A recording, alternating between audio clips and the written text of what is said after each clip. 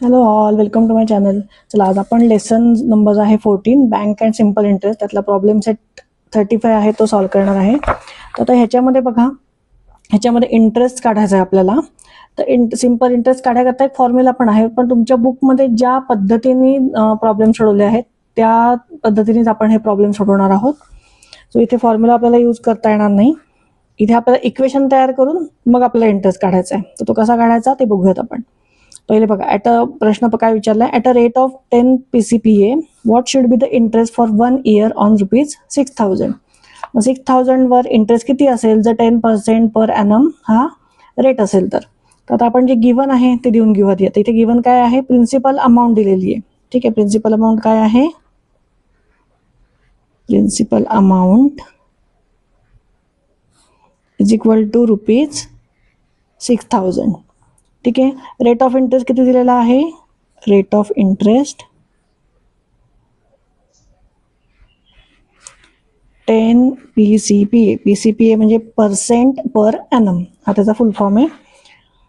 आता आपण काय म्हणायचंय, आपल्याला आता काय माहिती आहे, इंटरेस्ट माहित नाही. आता इंटरेस्टला आपण आता काय म्हणायचंय, एक्स म्हणायचंय. सो इथे लिहून घेऊ, let interest on principal be x. ठीक आहे, जे माहित नाही त्याला आपण इथे एक्स म्हणलंय. मग आता बाय टेकिंग रेशो, कशाचा घ्यायचा आहे ratio, by taking ratio of the interest to the principal. कसं लिहिणार आपण, x upon 6,000 is equal to 10/100. ही इक्वेशन आपली तयार झाली. ठीक आहे, आता इथे एक्स फाइंड करायचा आहे आपल्याला, म्हणजे या एक्सला एकटं करायला लागेल. म्हणजे मग हा 6,000 कुठे जाईल, इथे मल्टिप्लिकेशनला जाईल. म्हणजे आधी आपण काय करायचं, 6,000 दोन्हीकडे मल्टिप्लाय करायचं, म्हणजे हे दोन्ही 6,000 निघून जातील इथले. इथे आपण कसं करणार आहे, x upon 6,000 into 6,000 is equal to 10/100 into 6,000. बरोबर, म्हणजे हे 6,000 कॅन्सल झालं, म्हणजे इथे काय राहिलं, फक्त एक्स राहिला. आणि इथे काय झालं, हे 2 0 कॅन्सल झाले. बरोबर, न्यूमरेटरचे 2 आणि डिनॉमिनेटरचे 2 कॅन्सल झाले, म्हणजे इथे काय राहिलं, 10 इंटू 60. मध्ये फोर एक्स आपल्याला किती मिळाला, 600. बरोबर, म्हणजे हे काय मिळालं आपल्याला, एक्स आपण कशाला म्हणलं होतं, इंटरेस्टला म्हणलं होतं. ठीक आहे, let interest on principal be x. म्हणजे इथे आपल्याला इंटरेस्ट मिळाला 600. मग ते लिहून घेऊयात आपण, आपल्याला इंटरेस्टच फाइंड करायचा होता ना. तर इथं फायनल आन्सर लिहून घेऊ आपण. काय येणार मग इथे final answer, the interest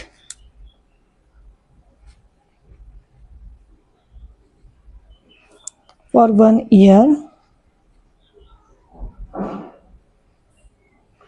is ₹600. ठीक आहे, चला नेक्स्ट सॉल्व करूयात. चला नेक्स्ट क्वेश्चन बघा काय विचारलाय, Mahesh deposited ₹8,650 in a bank at a rate of 6% per annum. How much money will he get at the end of the year in all. म्हणजे आता इथे काय विचारलं बघा, महेशने बँकेत पैसे ठेवलेत. मग ते पैसे ठेवल्यावर त्याला जो जे काय तो 1 वर्षाने पैसे काढायला त्याला काहीतरी मिळायला पाहिजे ना त्याचं. जर तेवढेच पैसे ठेवले तर मग उपयोग काय. मग तो जो मिळतो तो काय असतो, इंटरेस्ट असतो. तो इंटरेस्ट किती मिळेल त्याला, इतक्या रुपयांवर त्याला किती इंटरेस्ट मिळेल, जर हा रेट बँकेने दिला असेल तर. बँकेने किती रेट दिला आहे, 6% पर ॲनम. ठीक आहे, आणि मग टोटल त्याला मनी किती मिळणार आहे, म्हणजे आपला आधी इंटरेस्ट काढायचा आहे. आणि दुसरा आपला फॉर्म्युला काय आहे, amount is equal to principal plus interest. म्हणजे तो फॉर्म्युला आपण कसं लिहिणार आहे, A is equal to P plus I. ठीक आहे, हा फॉर्म्युला लक्षात ठेवायचा आहे, प्रिन्सिपल प्लस इंटरेस्ट. तो आता इथे आपण यूज करणार आहे. चला मग पहिले लिहून घेऊयात, जे गिवन आहे ते लिहून घेऊयात. प्रिन्सिपल अमाऊंट किती दिलेली आहे, principal amount is equal to ₹8,650.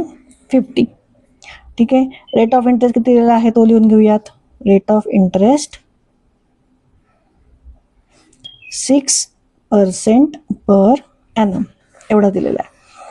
बरोबर, आता एक्स कशाला म्हणायचं आहे आपल्याला, इंटरेस्टला. लिहून घेऊ इथे, let interest on principal be x. ठीक आहे. Therefore we get the equation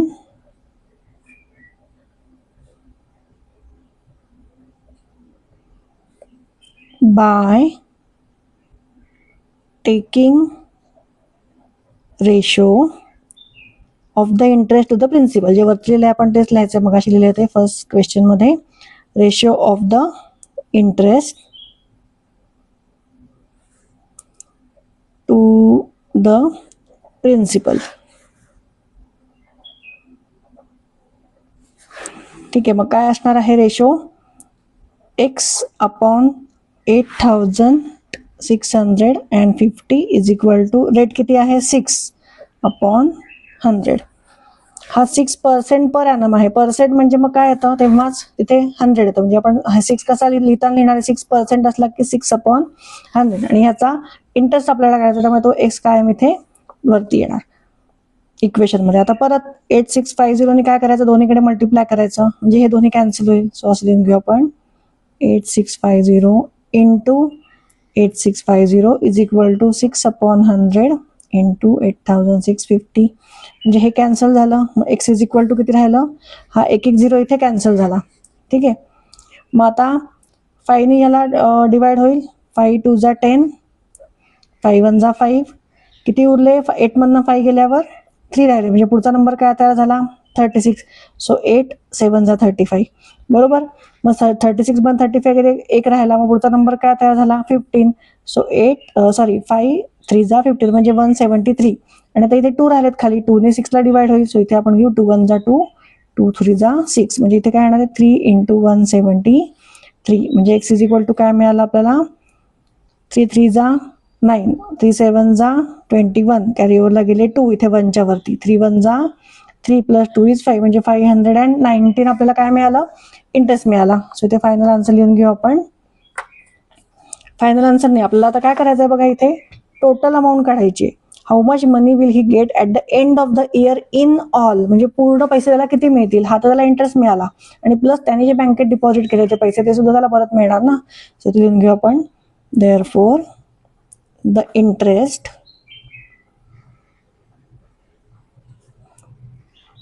for 1 year is ₹519. आता टोटल अमाऊंट त्याला हवी आहे, मग त्यामुळे आपण काय लिहिणार? Amount is equal to P plus I, म्हणजे प्रिन्सिपल प्लस इंटरेस्ट. प्रिन्सिपल किती आहे? 8,650 प्लस इंटरेस्ट आहे 519. सो याची ॲडिशन करूयात. 0 plus 9 is 9, 5 plus 1 is 6, 6 plus 5 is 11. Carry ओव्हरला राहणार आहे 1, म्हणजे 8 प्लस 1 इज 9. म्हणजे काय आन्सर मिळाला आपल्याला? 9,169. मग आता फायनल आन्सर आपण कसं लिहिणार? हे काय मिळालं त्याला? ही टोटल अमाऊंट त्याला बँकेकडनं मिळणार आहे. किती वर्षांनी? 1 वर्षांनी. सो इथे लिहून घेऊ Mahesh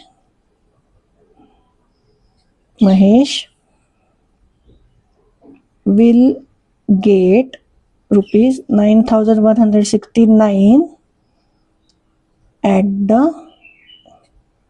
end of the year. चला नेक्स्ट क्वेश्चन बघा. अहमद चाचा borrowed ₹25,000 at 12% per annum for a year. What amount will he have to return to the bank at the end of the year? म्हणजे अहमद चाचांनी काय केलं? 25,000 एका वर्षाकरता बँकेकडनं कर्ज घेतलं. ठीक आहे. बॉरोड म्हणजे काय? घेतलं बँकेकडनं, परत पैसे घेतले.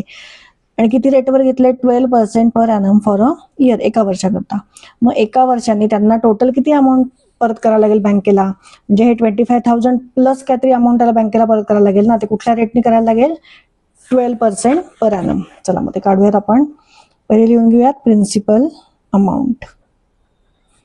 Principal amount is equal to ₹25,000.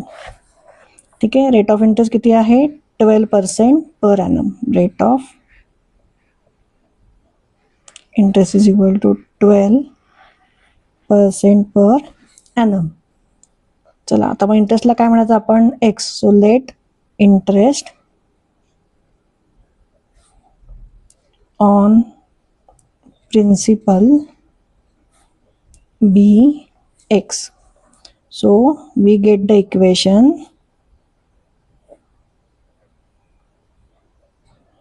we get the equation by taking ratio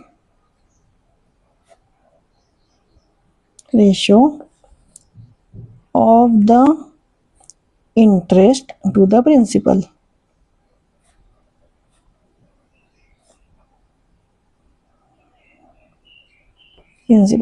काय मिळणार रेशो आपल्याला x upon 25,000 is equal to rate किती आहे 12 म्हणजे 12 अपॉन 100. ठीक आहे. आता आपण 25,000 ने काय करायचं परत दोन्हीकडे मल्टिप्लाय होईल. So x upon 25,000 into 25,000 is equal to 12 upon 100 into 25,000. ठीक आहे. दोन्हीकडे मल्टिप्लाय केलं म्हणजे हे दोन्ही कॅन्सल होईल. x इज इक्वल टू काय येईल, हे 100 मधले 2 0 जातील, हे 2 0 जातील म्हणजे काय राहिलं 12 इंटू 250 राहिलं. Therefore x is equal to किती आलं 12 0 जा 0, 12 5 जा 60 म्हणजे त्याचा पण 0 म्हणजे कॅरीओवरला किती आले 6 आले. 12 2 जा 24, 24 प्लस 6 इज 30 म्हणजे 3000 मिळालं x इज इक्वल टू. मग x म्हणजे काय मिळालंय इंटरेस्ट मिळालाय. ठीक आहे. Therefore interest is equal to 3000. आता आपल्याला काय टोटल अमाऊंट किती परत करायचे विचारले ना, म्हणजे मग अमाऊंट इज इक्वल टू काय फॉर्म्युला आहे, amount is equal to P plus I. So amount is equal to P किती आहे 25,000 प्रिन्सिपल प्लस इंटरेस्ट किती मिळाला आहे 3000. सो इज इक्वल टू किती होणार आहे टोटल मिळून 28,000 म्हणजे 28,000 त्यांना 1 वर्षाने बँकेला परत करायचे. सो आन्सर मी लिहून घेऊ. Therefore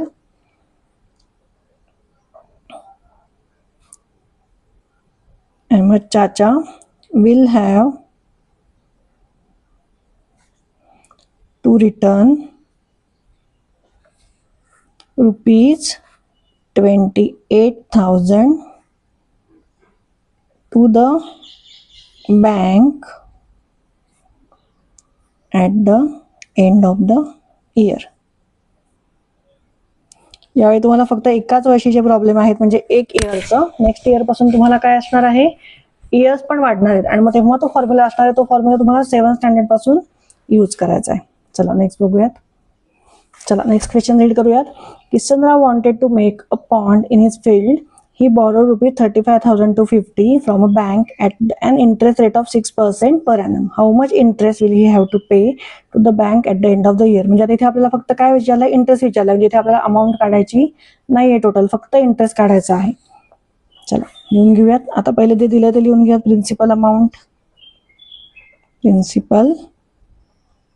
amount is equal to rupees किती आहे 35,250. रेट काय आहे rate of interest is equal to 6% per ANM.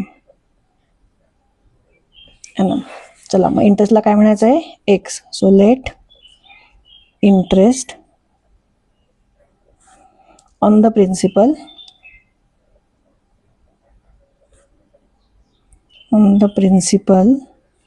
B x. चला आपल्याला काय मिळणार equation we get the equation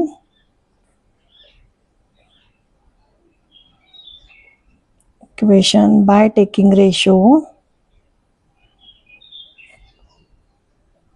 कशाचा ratio by taking ratio of the interest to the principal.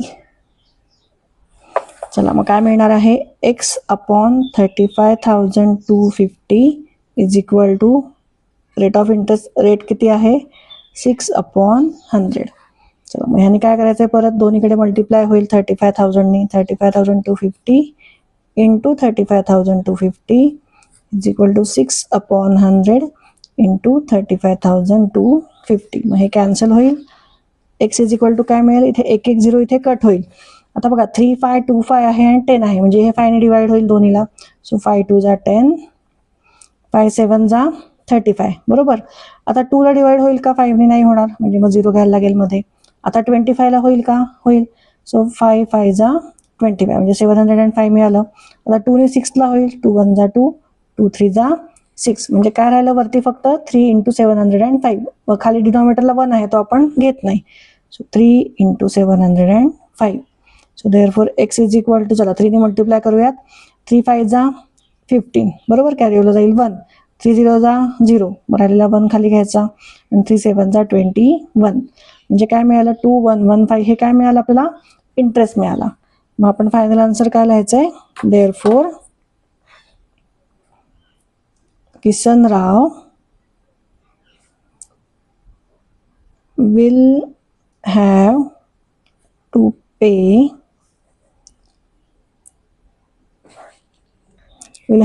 the interest किती, of rupees 2115 to the bank at the end of the year. म्हणजे पूर्ण वर्षाचे त्यांना किती पैसे भरायचे आहेत इंटरेस्ट म्हणून, 2115. तर इथे प्रॅक्टिस सेट आपला 35 संपलेला आहे. एकदम इझी आहे. तुम्हाला फक्त हे इक्वेशन तयार करता आलं पाहिजे. इक्वेशन तयार केलं की तुम्ही प्रॉब्लेम सहज सोडवू शकता. इंटरेस्टला कायम तुम्ही एक्स म्हणायचंय आणि त्याच्यानंतर प्रॉब्लेम सॉल्व्ह करायचा आहे. ठीक आहे. माझा व्हिडिओ आवडला असेल तर नक्की लाईक आणि सबस्क्राईब करा. थँक्यू.